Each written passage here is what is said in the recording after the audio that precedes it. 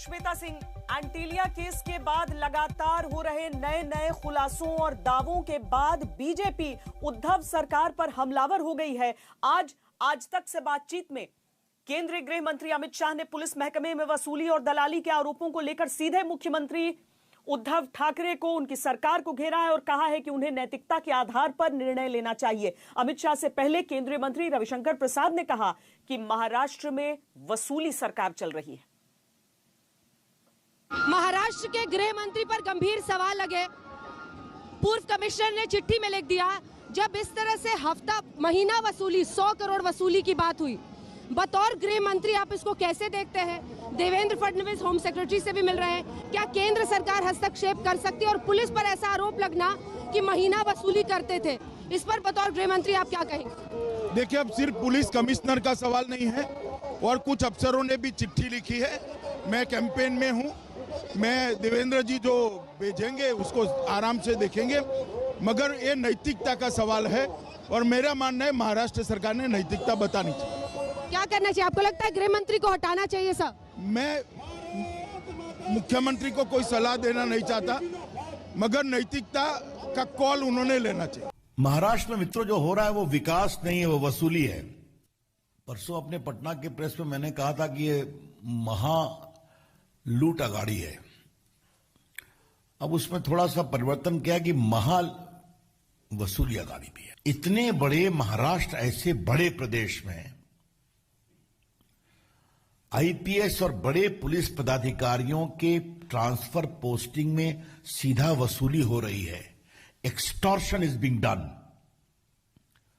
हमें उम्मीद थी कि मुख्यमंत्री कार्रवाई करेंगे, लेकिन दोषियों के खिलाफ कार्रवाई करने की बजाय एक ऑनेस्ट बहादुर महिला पदाधिकारी, रश्मि शुक्ला नाम है शायद, उसको सिविल डिफेंस का डीजीपी बना दिया गया।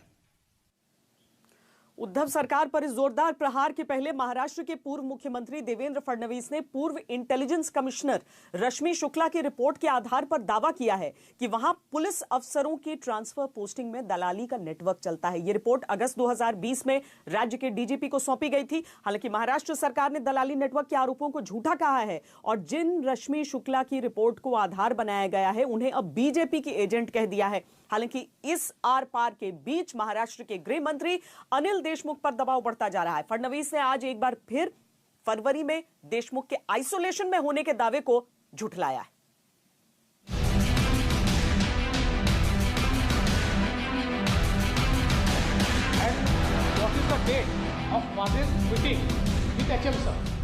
महाराष्ट्र में पुलिस वालों से वसूली कराने का आरोप ठंडा भी नहीं पड़ा है कि राज्य के गृह विभाग की नाक के नीचे अफसरों की ट्रांसफर पोस्टिंग में दलाली नेटवर्क के आरोप लग गए।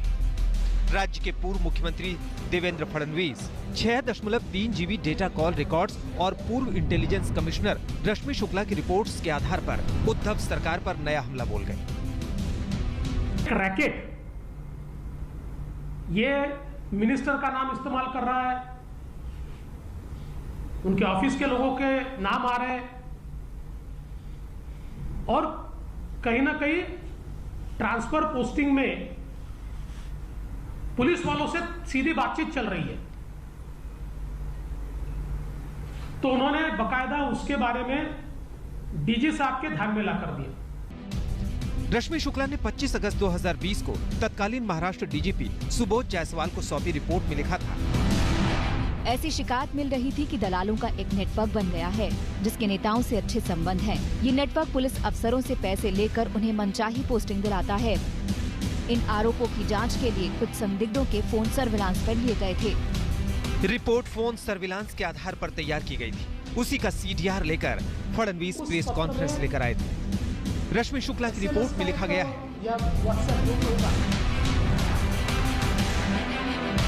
सर्विलांस से जो जानकारी मिली उससे पता चला कि दलाली नेटवर्क वाले आरोपों में दम था। सर्विलांस से ये भी पता चला कि इस दलाली नेटवर्क की कई रसूखदार लोगों से फोन पर बातचीत होती थी और पुलिस महकमे में नीचे से ऊपर तक के कई अफसर इनके संपर्क में थे।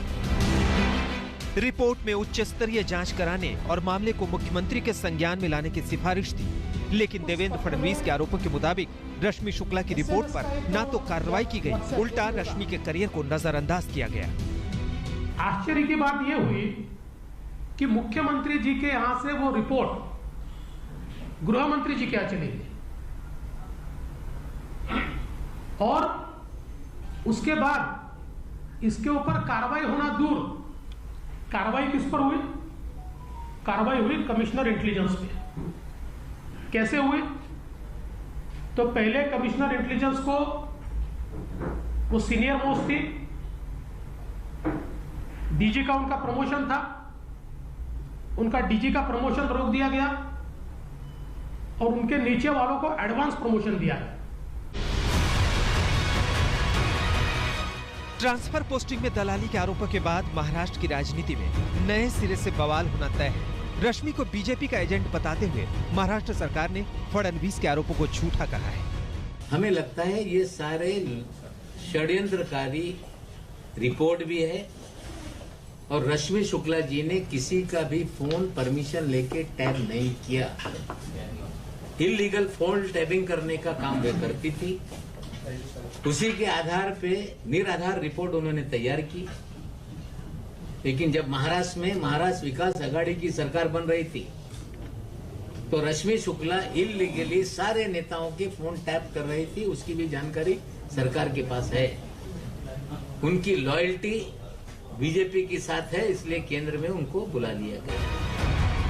महाराष्ट्र सरकार की दलीलों के बावजूद राज्य के गृह मंत्री अनिल देशमुख की मुसीबतें बढ़ती जा रही हैं। फरवरी में देशमुख के क्वारंटीन होने के दावे को बीजेपी ने कल ही झुठलाने की कोशिश की थी।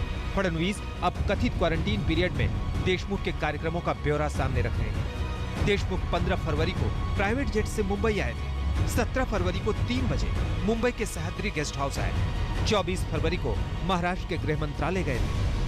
गौरतलब है कि पूर्व पुलिस कमिश्नर परमबीर सिंह के आरोपों के बाद एनसीपी प्रमुख शरद पवार ने कहा था कि देशमुख क्वारंटीन थे तो निलंबित एपीआई सचिन वाजे से कैसे मिल सकते थे।